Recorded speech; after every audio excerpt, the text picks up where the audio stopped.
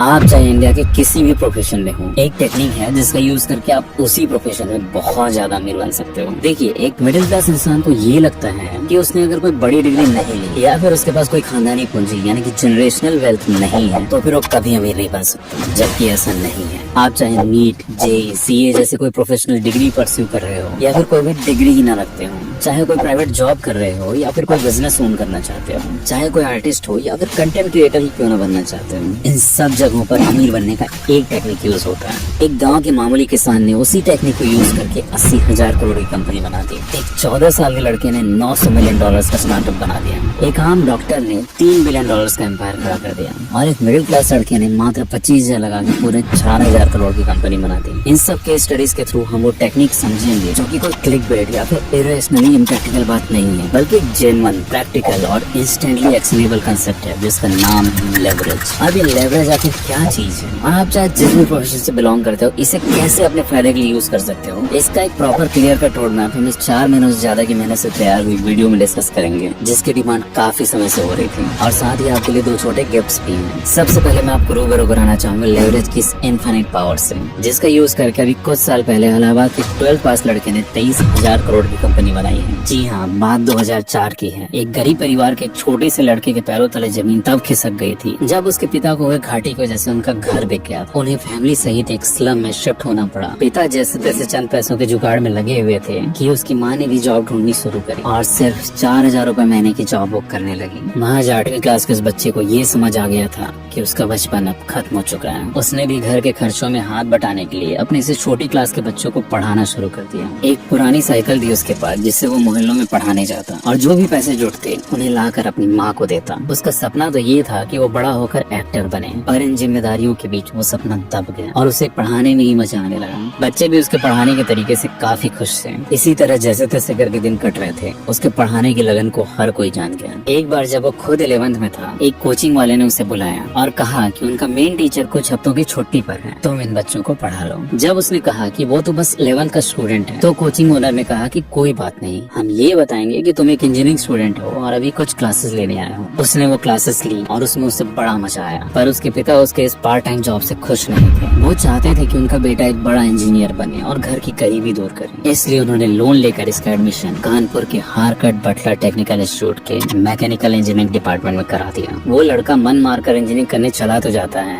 पर उसका दिल टीचिंग में ही रह जाता है। वहाँ कॉलेज में भी वो शाम को फ्री होकर बच्चों को पढ़ाने लगता है और एक दिन 3rd ईयर के दौरान वो डिसाइड करता है कि अब उसे और इंजीनियरिंग नहीं करनी, बल्कि अब वो अपना पैशन जो कि टीचिंग थी उसको फॉलो करेगा और उसी में बहुत बड़ा आदमी बन के दिखाएगा। ऐसा टीचर बनेगा जो पूरे इंडिया के बच्चों की तकदीर बदलेगा। पर ये बड़े बड़े सपने तो बात की बात थे। उस वक्त तो खाने के लाले पड़े हुए थे, लोन की किस्तें अलग चल रही थी। तो वो एक कोचिंग में जॉब मांगने जाता है जहाँ उसे बच्चों के डाउट सॉल्व करने के लिए 15,000 रुपए महीने की सैलरी पर रख लेते हैं। वो भी सोचता है कि चलो कम से कम 5,000 रुपए में किस्तें चुक जाएंगी और 10,000 में घर चल जाएगा। समाज के लोग भगोड़ा का ताना तो नहीं मारेंगे, पर उसे क्या पता था कि उसकी ये प्लानिंग ख्याली ही रह जाएगी और वजह बनेगी उसका टैलेंट। जी हाँ, वो इतनी ज्यादा अच्छे से बच्चों के डाउट सॉल्व करने लग जाता है कि बच्चे मेन क्लासेस में पढ़ने से इनकार कर देते हैं। कहते हैं कि नए सर ने हमें सब कुछ डिटेल में समझा दिया है। अब कोचिंग के ओनर जो कि खुद फिजिक्स के टीचर थे, उन्हें ये बात बहुत खटकती है। वो तुरंत उस लड़के को कोचिंग से निकाल देते हैं और वजह भी क्या देते हैं कि तुम तो ग्रेजुएट भी नहीं हो, सिर्फ 12th पास हो। और बच्चों को ये बात पसंद नहीं आ रही है। उसका दिल बैठ जाता है। अपनी दीदी को फोन करके वो बहुत रोता है। इसके बाद और भी कई जगह वो ट्राई करता है, पर कहीं बात नहीं बनती। हर कोचिंग से रिजेक्शन ही मिलता है। फिर आखिर में वो इलाहाबाद में एक पुराना सा कमरा किराए पर लेता है और उसमें ही बच्चों को पढ़ाने लग जाता है। कैसे भी करके उसे पैसे जमा करने थे जिनसे लोन भरना था और घर पे भी कुछ अमाउंट देना था। उस वक्त तो हालत ये थी कि रोज सुबह जब वो स्प्लेंडर से कोचिंग पढ़ाने जाता था तो उसके मन में ये डर रहता था कि कहीं आज इसका पेट्रोल रास्ते में खत्म ना हो जाए। इनफैक्ट वो स्प्लेंडर भी उसकी नहीं थी, एक दोस्त से मांगी हुई थी। उधर बच्चों को उसका पढ़ाने का तरीका बड़ा पसंद आने लगता है। वो लोग इतने ज्यादा इम्प्रेस होने लगते हैं कि कुछ ही महीनों में उनके यहाँ स्टूडेंट्स की लाइन लग जाती है। कमरा खचाखच भर जाता है। वो दिन भर अलग अलग शिफ्ट में क्लासेस लेने लग जाता है, पर फिर भी और बच्चे आए ही जा रहे थे जिनको उसे वापस करना पड़ रहा था। 2 साल ऐसे ही पढ़ाते बीत गए। तीसरे साल यानी कि 2016 के एंड में उसके असिस्टेंट ने कहा कि सर अगले साल तो और भी ज्यादा बच्चे आएंगे। इस पर इस लड़के ने जवाब दिया कि अगले अगले साल तो कोचिंग ही नहीं होगी।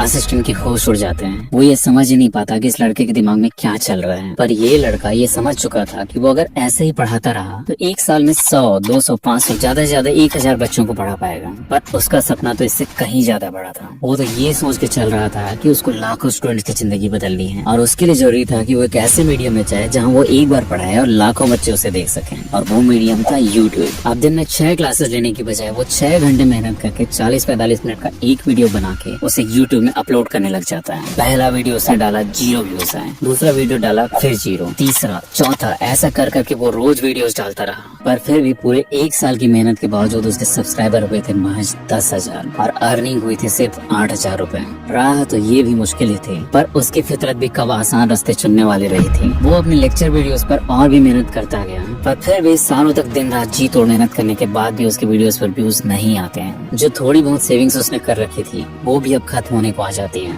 हालात ऐसे हो जाते हैं कि जिस 8x10 के कमरे में व्हाइट बोर्ड लगाकर वो ये वीडियोस बना रहा था उसका किराया देना भी उसके लिए मुश्किल हो जाता है। फिर भी वो मेहनत करना नहीं छोड़ता है और एक दिन ये भरोसा रंग लाता है। उसका वीडियो रातों रात वायरल हो जाता है। दिल्ली, मुंबई, पटना, कोटा, रायपुर, देश के कोने कोने से बच्चे उसके फैन बन जाते हैं। अपने लेक्चर्स की जगह उसके वीडियो से पढ़ने लग जाते हैं। मिलियंस ऑफ स्टूडेंट्स उसके चैनल को सब्सक्राइब करने लग जाते हैं, जिसका नाम उसने रखा होता है फिजिक्स वाला। जी हाँ, ये एक्स्ट्राऑर्डिनरी ट्रू स्टोरी और किसी की नहीं बल्कि खुद मिस्टर अलख पांडे की है, जिन्होंने बाद में इस यूट्यूब चैनल के साथ साथ अपना ऐप भी बनाया, जो कि बहुत कम फीस और हाई क्वालिटी की वजह से मैसिव हिट साबित हुआ। आज के डेट में उन्होंने पूरे इंडिया के एजुकेशन सेक्टर को हिला के रख दिया है। करोड़ों स्टूडेंट्स उनके ऐप से पढ़ते हैं। अभी कुछ ही महीने पहले उन्होंने सेकंड राउंड ऑफ फंडिंग उठाई है, जिसके बाद उनकी कंपनी का वैल्यूएशन बढ़ के पूरे $2.8 बिलियन हो गया है। जो अलख पांडे ने इवेंचुअली यूज किया उसे ही लेवरेज कहते हैं। सिंपल शब्दों में कहूँ तो एक ऐसा टूल जिसे यूज करके आप एफर्ट्स को मल्टीप्लाई कर सकते हैं और जितना ज्यादा मल्टीप्लिकेशन होगा आप उतने ही ज्यादा पैसे कमा पाओगे। जोमेटो, स्विगी के आने के पहले रेस्टोरेंट्स लिमिटेड एरिया के कस्टमर्स को ही खाना फीड कर पाते थे। अब वो पूरे शहर को खाना भेज पा रहे हैं। ओला, उबर की वजह से ड्राइवर्स को कस्टमर्स के लिए नहीं भटकना पड़ रहा है। अमेजॉन,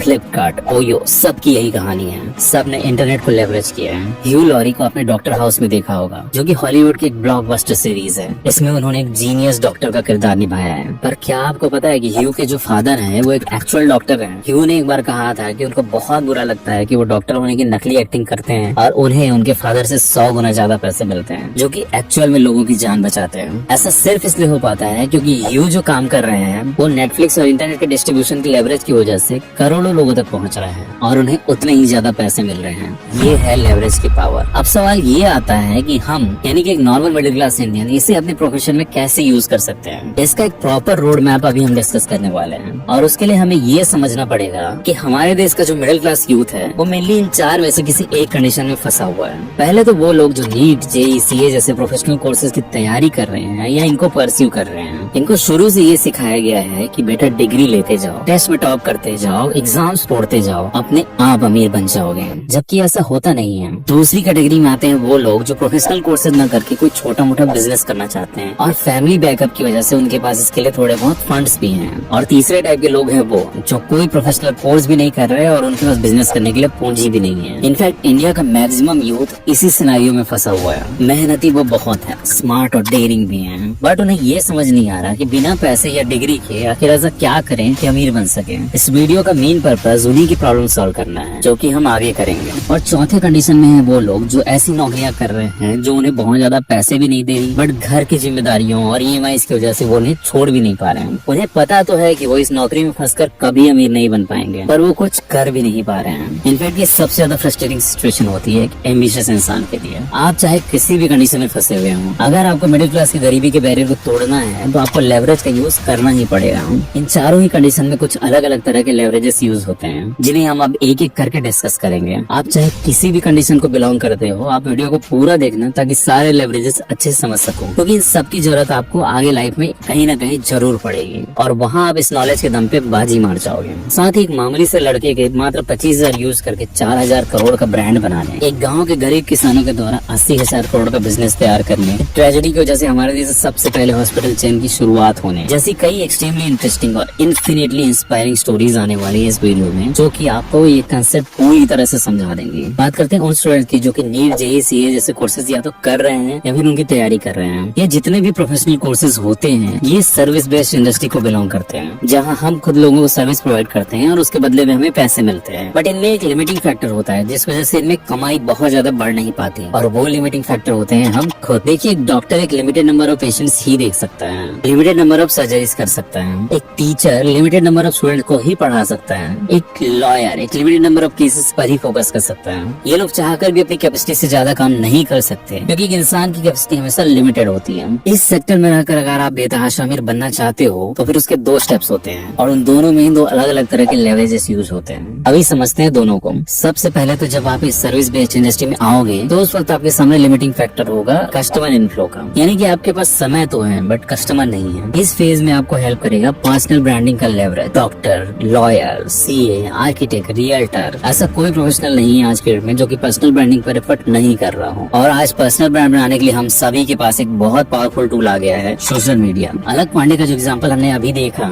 उसमें भी सबसे बड़ा फैक्टर उनके पर्सनल ब्रांड का ही था। जो कनेक्शन उन्होंने बच्चों के साथ अपनी शुरुआती वीडियोस के थ्रू बनाया वही आगे चलकर एक्सपोनेंशियली एम्पलीफाई हुआ। रवि केवल रमानी एक मुंबई बेस्ड प्रॉपर्टी ब्रोकर है जिनके रील्स आपने देखे होंगे। रील्स में ही अपने घरों को शोकेस करके वो लाखों लोगों तक पहुंच पा रहे हैं और उनको नए कस्टमर्स मिल रहे हैं। डॉक्टर राहिल चौधरी जो कि एक आई सर्जन है, उनके कई वीडियोस वायरल हैं। रेस्टोरेंटर्स, आर्किटेक्ट, होटेलियर, जाने कितने प्रोफेशनल हैं जो कि सोशल मीडिया पर कंटेंट डालकर अपना मैसिव ब्रांड बिल्डअप कर रहे हैं। और सिर्फ डिग्री ही नहीं, बिना डिग्री लिए भी अगर आप सर्विस सेक्टर से बिलोंग करते हो तो आपको पर्सनल ब्रांड बिल्ड करना ही चाहिए। अब इन सर्विस बेस्ड सेक्टर के लोगों के अमीर बनने का सेकंड स्टेप डिस्कस करते हैं। देखिए, जब आपने अपना ब्रांड इतना बड़ा बना लिया कि आपका पूरा अवेलेबल टाइम कस्टमर से फिल होने लगा तो फिर आपके सामने एक फ्लैश इशू आएगा। आप चाह कर भी अपनी अर्निंग्स नहीं बढ़ा पाओगे। कस्टमर्स तो खड़े हैं पर आप उनको सर्विस नहीं दे पा रहे हो। यहाँ पर फिर अप्लाई होता है डिमांड एंड सप्लाई का नियम। Because of your personal brand आपकी डिमांड तो बढ़ चुकी है, बट चूंकि आप ह्यूमन हो और आपके पास दिन में सिर्फ 24 घंटे ही होते हैं, इसलिए आप उस डिमांड को पूरा नहीं कर पा रहे हैं। एंड इवेंचुअली आप फीस बढ़ाओगे, बट उसका भी एक सीलिंग है, क्योंकि अगर आपने जरूरत से ज्यादा फीस बढ़ा दी तो आपका कंपटीशन आपके कस्टमर्स ले जाएगा। अब यहाँ एक इक्विलिब्रियम सेट होगा,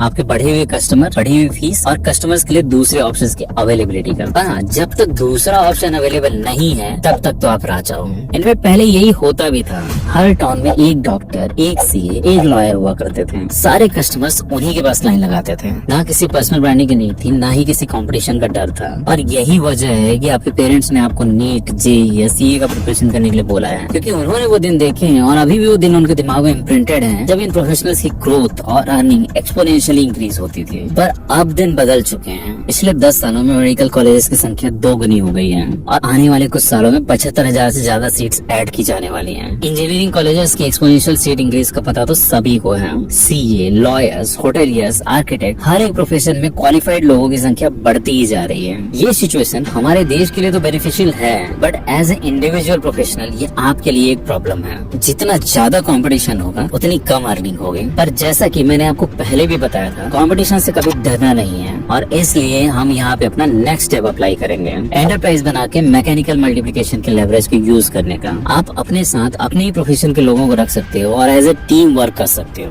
जिसके obviously you will be the leader. इसके 2 फायदे होंगे। पहला तो ये कि आप सारे कस्टमर्स को सर्व कर पाओगे और दूसरा आप अपना कंपटीशन भी नलीफाई कर दोगे, क्योंकि जो इंसान आपसे कम्पीट करने वाला था उसे तो आपने अपने साथ ले लिया। ऐसे कई लोग हैं जिन्होंने पहले तो एक प्रोफेशनल डिग्री ली, फिर उसे ही बिजनेस में कन्वर्ट करके तमाम तरह के लेवरेजेस का फायदा उठाया। पर उनमें से एक कहानी बहुत ही ज्यादा इंटरेस्टिंग है, जिसमें एक डॉक्टर ने ट्रेजेडी की वजह से ऐसा कदम उठाया कि उसके बाद पूरे इंडिया का हेल्थ केयर सिस्टम ही बदल गया। साथ ही लेवरेजेस को कैसे यूज किया जाता है उसका भी मास्टर क्लास है ये एग्जाम्पल। बात 1960s की है, जब चेन्नई के स्टेनली मेडिकल कॉलेज से डॉक्टर प्रताप रेड्डी नाम के एक यंग बट होनहार स्टूडेंट ने अपनी MBBS की पढ़ाई कंप्लीट करी और आगे की पढ़ाई करने के लिए US चले गए।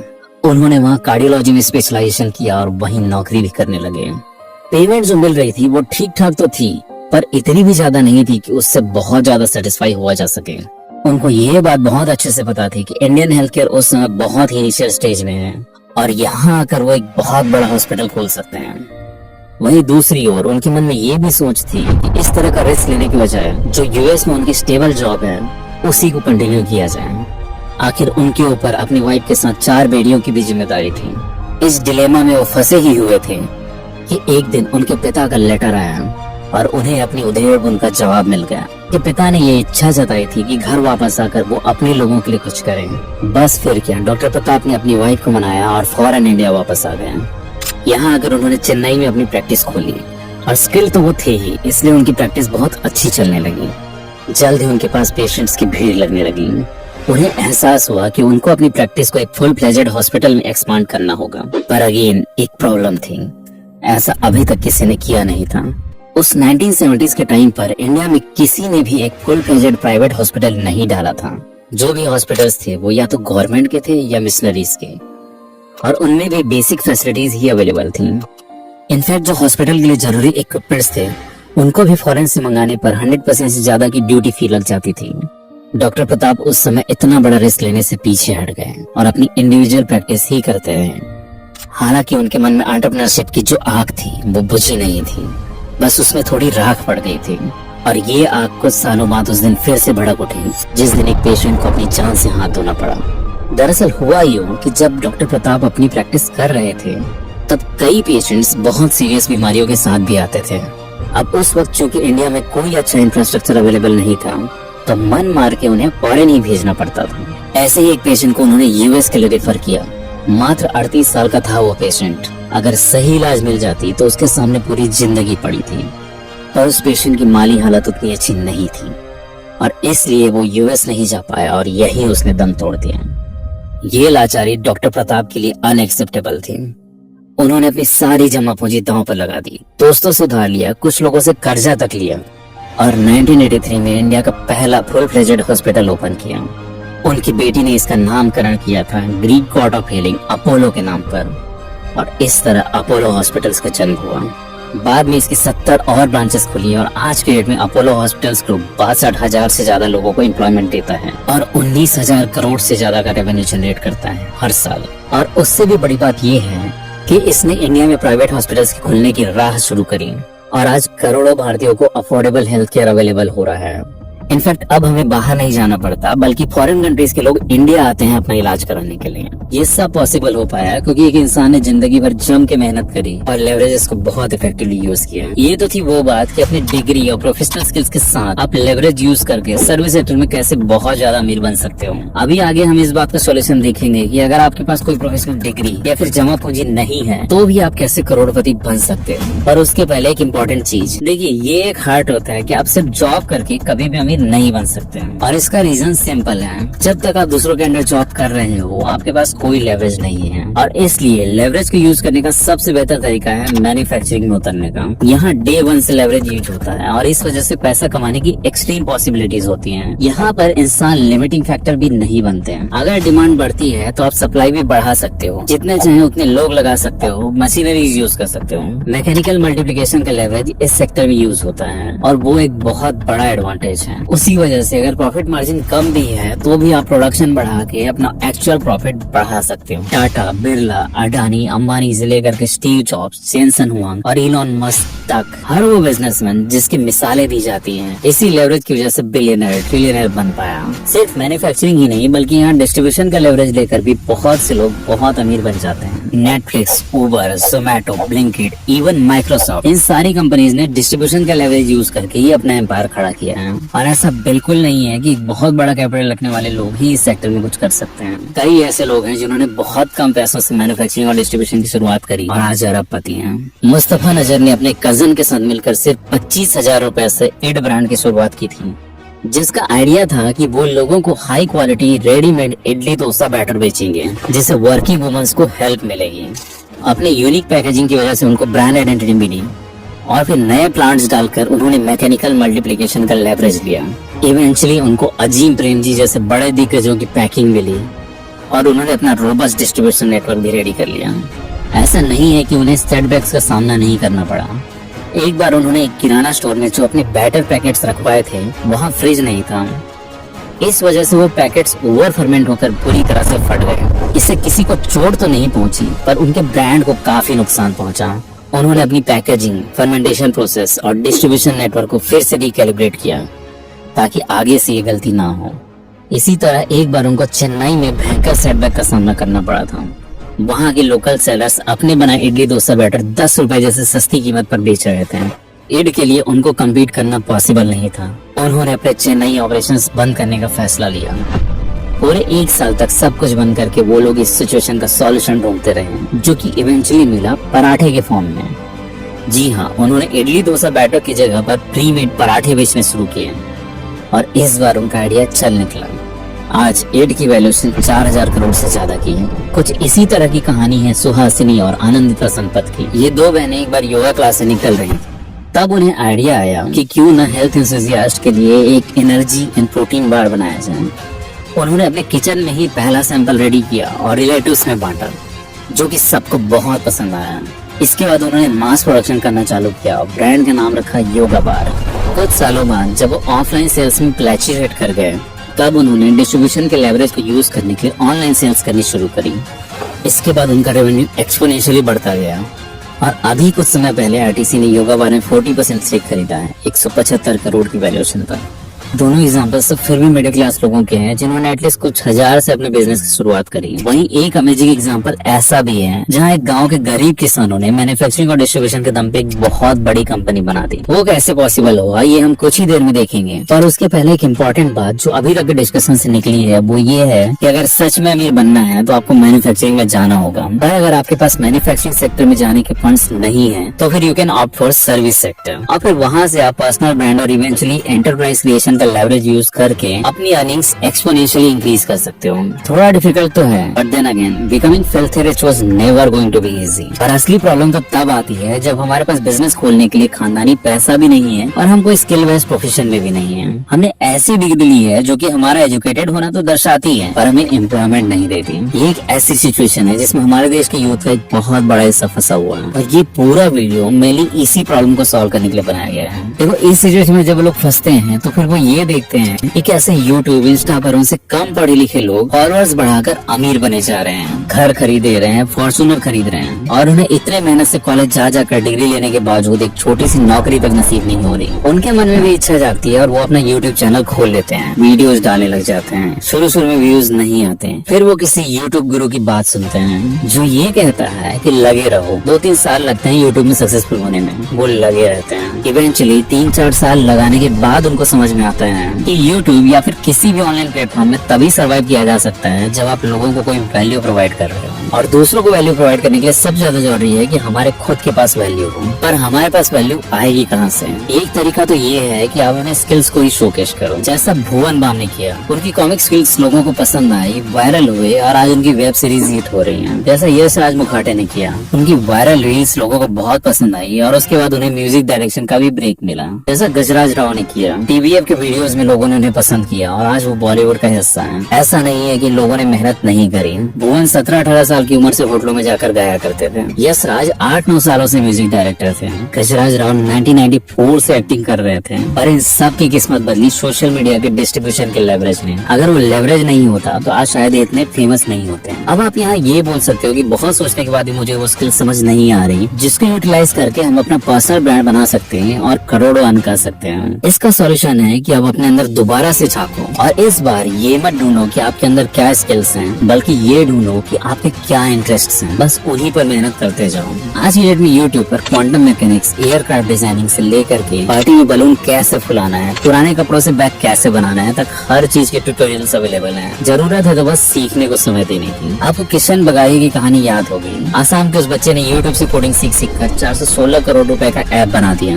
इसी तरह एक और एंटरप्रेन्योर है दिव्यांग तुरखिया। इन्होंने सिर्फ 8 साल की उम्र में ही ऑनलाइन रिसोर्सेज के थ्रू कोडिंग सीखनी शुरू कर दी थी और 14 साल की उम्र में ये कई लार्ज बिजनेसेस के लिए इंटरनेट काउंसलिंग किया करते थे। 16 साल की उम्र में उन्होंने अपनी खुद की कंपनी लॉन्च करी, डायरेक्टली, जो कि वेब होस्टिंग का काम करती है। बिग रॉक का नाम आपने सुना होगा, वो भी इन्हीं के अंडर आता है। 2010 में इन्होंने media.net की शुरुआत करी, जिसे 2016 में एक चाइनीज फर्म ने एक्वायर किया पूरे $900 मिलियन में, जो कि उस टाइम की पूरी दुनिया की तीसरी सबसे बड़ी टेक डील थी। और इन सब की शुरुआत कैसे हुई थी? कोडिंग से, जो उन्होंने खुद से एफर्ट्स कर करके ऑनलाइन रिसोर्सेज के थ्रू सीखी थी। जो भी फील्ड आपको पसंद है उसके बारे में वीडियोस देखो, एक देखो, दूसरा देखो, तीसरा देखो, देखते जाओ। हर एक में कुछ न कुछ वैल्यू आपको मिलेगी। जब देख कर थक गए तो बुक्स मंगा लो, कोई ऑनलाइन कोर्स कर लो, अपने नोट्स बनाओ, उनको बार बार रिवाइज करो, उन स्किल्स को खुद प्रैक्टिस करो, प्रॉब्लम्स आई उनको सॉल्व करो, एक्सपर्ट्स की मदद ले लो, यूट्यूब से देख लो, ChatGPT या फिर DeepSeek से पूछ लो। Eventually you will gain enough specific knowledge to become a master in that field. फिर चाहो तो आप उन स्किल्स का यूज करके लोगों को सर्विस प्रोवाइड कर सकते हो, जैसे वीडियो एडिटिंग हो गया, graphic design designing, script writing, coding, sound designing, music composing और भी बहुत कुछ। या फिर आपने जो सीखने में महीनों लगाए हैं अगले इंसान को कुछ घंटों में सिखा सकते हो कोर्स के फॉर्म में। ये जो रास्ता है ये एक मिडिल क्लास इंसान के लिए सबसे सही रास्ता है। इसमें एंट्री बैरियर नहीं है, फंड्स नहीं चाहिए, इंटरनेट का लेवरेज भी है। अलग पांडे भी इसी का एग्जांपल है। जीरो से स्टार्ट करके वो इतनी बड़ी यूनिकॉर्न के मालिक बन गए सिर्फ पर्सनल ब्रांडिंग और इंटरनेट के लेवरेज का यूज करके। कुछ समय पहले एक मूवी आई थी KGF 2। वो एक मैसिव बजट की मूवी थी और उसको एडिटिंग करने की बहुत बड़ी जिम्मेदारी एक 19 साल के लड़के को दी गई थी जिसे मूवी एडिटिंग का कोई भी एक्सपीरियंस नहीं था। हुआ यूं कि उज्जवल कुलकर्णी नाम का एक लड़का था, उसे एडिटिंग करने का बड़ा शौक था। यूट्यूब में अक्सर वो अपने बनाए ट्रेलर कट्स डाला करता था और उनको बनाना भी उसने यूट्यूब से ही सीखा था। जब ऐसा ही एक कट उसने KGF मूवी का डाला तो वो बड़ा वायरल हो गया। प्रशांत नील जो KGF के डायरेक्टर हैं उन्होंने भी उसे देखा और इतना पसंद किया कि उन्होंने अपने सेकंड पार्ट की पूरी एडिटिंग उसे सौंप दी। ऐसे जाने कितने मेहनती लोग हैं जो हिंदुस्तान के छोटे शहरों की तंग गलियों में रहकर भी अपना टैलेंट सोशल मीडिया के दम पर पूरी दुनिया को शोकेस कर रहे हैं और लाखों कमा रहे हैं। अब यहाँ इस पूरे प्लान में एक बहुत बड़ी दिक्कत आती है। हमें से कई लोग हैं जो पहले ही किसी प्रोफेशन में फंसे हुए हैं और इतने ज्यादा फंसे हुए हैं कि स्विच तो बिल्कुल नहीं कर सकते।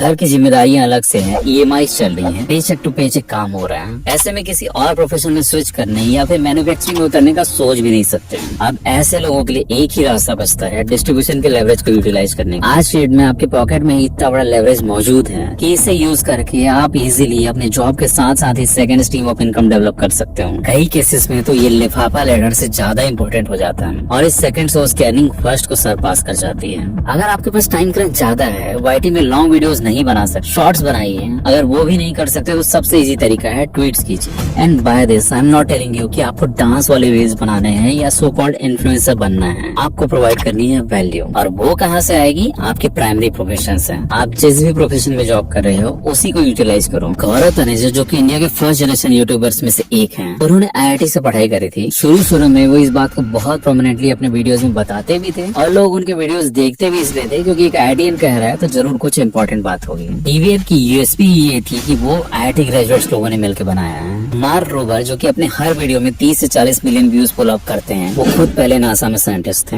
उनकी USP ये है कि वो बहुत अम्यूजिंग साइंटिफिक प्रोजेक्ट्स को इंटरेस्टिंग कहानी के साथ प्रेजेंट करते हैं। देखिए, जब भी कोई बंदा दो प्रोफेशंस को कंबाइन करता है तब वो लेजेंडरी बन जाता है। जब एक टेक एंथुसियास्ट एंटरप्रेन्योरशिप में उतरता है तो वर्ल्ड का रिचेस्ट मैन बन जाता है। जब एक रेसलर एथलीट इन्फ्लुएंसर बनता है तब PM तक उसे मिलने बुलाते हैं। जब एक डॉक्टर कंटेंट क्रिएटर बन जाता है तो पूरी दुनिया में वायरल हो जाता है। आप भी अपने करियर को किसी और एक्सपर्टाइज के साथ अलाइन करोगे तो इररिप्लेसेबल बन जाओगे। अब एक आखिरी पर सबसे ज्यादा जरूरी बात रह गई है, जिसे समझने के लिए हमें उन गरीब किसानों की सच्चाई जाननी पड़ेगी जिन्होंने लेवरेज के दम पर पूरे 80,000 करोड़ का बिजनेस बना दिया। आज से करीब 80 साल पहले गुजरात में एक डिस्ट्रिक्ट हुआ करता था कायरा, जहाँ एक छोटा सा शहर था आनंद। इस आनंद शहर के आसपास जो किसान थे वो दुगने मेहनती थे। वो खेती के साथ साथ दूध का धंधा भी करते थे, पर इसके बावजूद उनकी आर्थिक स्थिति बेहद खराब थी। वजह थे दूध के दलाल। जी हाँ, दूध यानी कि मिल्क एक पेरिशेबल आइटम है, इसलिए किसान इसे ज्यादा देर तक अपने पास रख नहीं सकते थे और जो भी कीमत ये दलाल उन्हें देते थे उसी को उन्हें फौरन बेचना पड़ता था। दलाल इसी बात का फायदा उठाकर किसानों से औने पौने दाम में दूध खरीदते और महंगी कीमत पर बेचकर मोटा मुनाफा कमाते। अब किसानों के इस दुख को दुगना करने के लिए एंट्री हुई पर्सन कंपनी की। ये उस ब्रिटिश जमाने के इंडिया की सबसे बड़ी बटर बनाने वाली कंपनी थी। हुआ कुछ यूं कि ब्रिटिश गवर्नमेंट ने 1945 में बॉम्बे मिल्क स्कीम की शुरुआत करी, जिसके तहत बॉम्बे में आनंद से मिल्क ट्रांसपोर्ट करके बेचा जाना था और इसका ठेका दिया गया पॉल्सन कंपनी को। ये एक ऐसी सिचुएशन थी जिसमें गवर्नमेंट और पॉल्सन कंपनी से लेकर दलालों तक हर कोई प्रॉफिटेबल था, किसानों को छोड़कर। उनको अभी भी बहुत कम कीमत दी जा रही थी। चारे और दूसरे खर्चे काट कर बड़ी मुश्किल से एक छोटी रकम बचती थी जो कि एक दिहाड़ी मजदूरी कमाई से भी कम थी। अब ऐसे में एक इंटेलिजेंट और ब्रेव किसान सामने आते हैं, त्रिभुवन दास पटेल। वो सारे किसानों को इकट्ठा करके सरदार वल्लभ भाई पटेल से मिलने चाहते हैं, जो कि इस वक्त देश को आजादी दिलाने के लिए अंग्रेजों के खिलाफ जोर शोर से लड़ाई कर रहे थे। वो जब अंग्रेजों की बनाई इस बॉम्बे मिल्क स्कीम से हो रहे किसानों के एक्सप्लॉयटेशन को देखते हैं, उनका पारा चढ़ जाता है। वो तुरंत किसानों को सलाह देते हैं कि आप लोग सब मिलकर अपनी खुद की एक कोऑपरेटिव सोसाइटी बनाओ और पॉल्सन और उसके दलालों को कम कीमत पर एक बूंद भी दूध मत दो।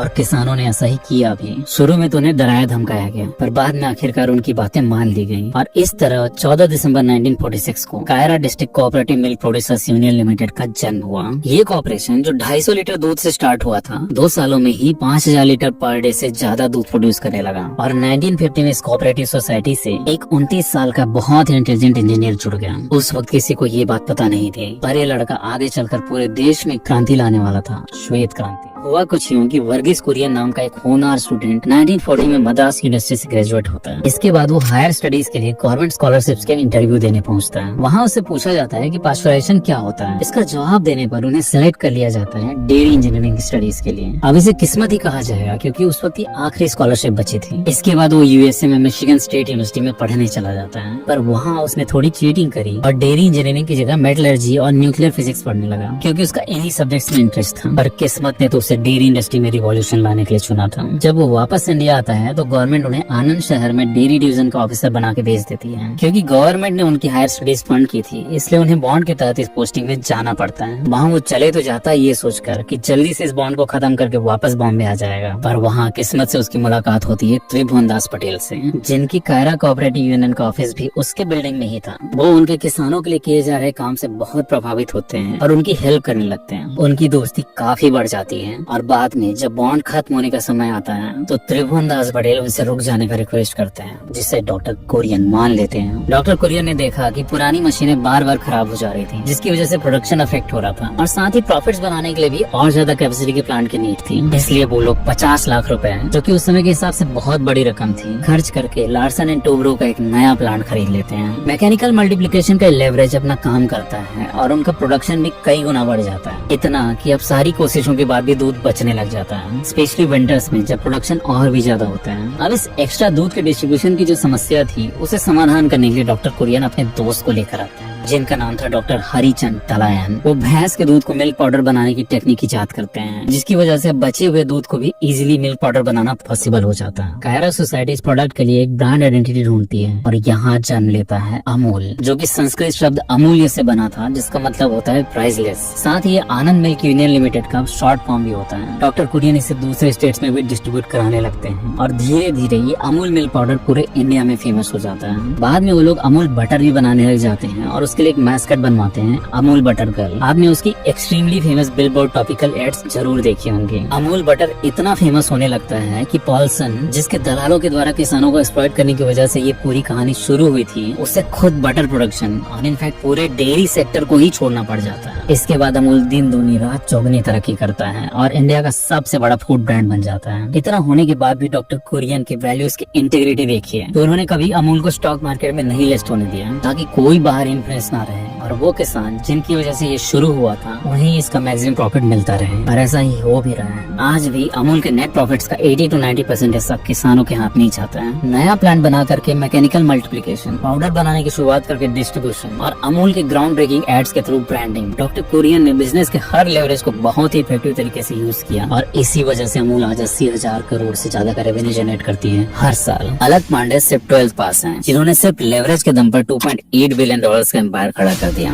डॉक्टर कुरियन एस्ट्रोफिजिसिस्ट बनना चाहते थे और त्रिभुवन दास पटेल एक आम किसान थे। उन्होंने लेवरेज के दम पर $3.3 बिलियन की कंपनी बना दी। डॉक्टर प्रताप एक कार्डियोलॉजिस्ट थे और लेवरेज के यूज करके उन्होंने 96,000 करोड़ वर्थ के हॉस्पिटल्स बना दिए। इन सब लोगों ने कभी अपने प्रोफेशन या फिर अपने हालातों को अपने एम्बिशन के रास्ते में नहीं आने दिया और लेवरेज और स्पेसिफिक नॉलेज के दम पर अपने साथ साथ इंडिया और इनफैक्ट पूरे वर्ल्ड की तस्वीर बदल के रख दी। आपको इन एग्जांपल से इस वीडियो का सार समझ में आ गया होगा कि परफेक्ट प्रोफेशन ढूंढने से कहीं ज्यादा इंपॉर्टेंट है प्रोफेशन में परफेक्ट लेवरेज ढूंढना और उसको परफेक्ट तरीके से यूटिलाइज करना, क्योंकि एट द एंड आपका प्रोफेशन पैसे अर्न नहीं करता, आप करते हो। इस middle class to millionaire series का ये तीसरा और आखिरी वीडियो था, जो कि आई होप आपको बहुत पसंद आया होगा। आगे अब बिजनेस सीरीज की वीडियोस आएंगी कि कैसे एक आम middle class Indian $1 billion business create कर सकता है। तो उनके रिलीज का नोटिफिकेशन पाने के लिए प्लीज टू सब्सक्राइब। और अगर आपने इस सीरीज के पहले 2 वीडियोस नहीं देखे हैं तो तुरंत प्लेलिस्ट में जाकर उसे देख सकते हैं। It will be worth your time. और आपके 2 गिफ्ट्स, इस वीडियो का समरी पोस्टर और स्क्रिप्ट, दोनों के लिंक डिस्क्रिप्शन में अवेलेबल है। वीडियो कैसा लगा कॉमेंट्स में जरूर बताना, इंतजार रहेगा। Thank you.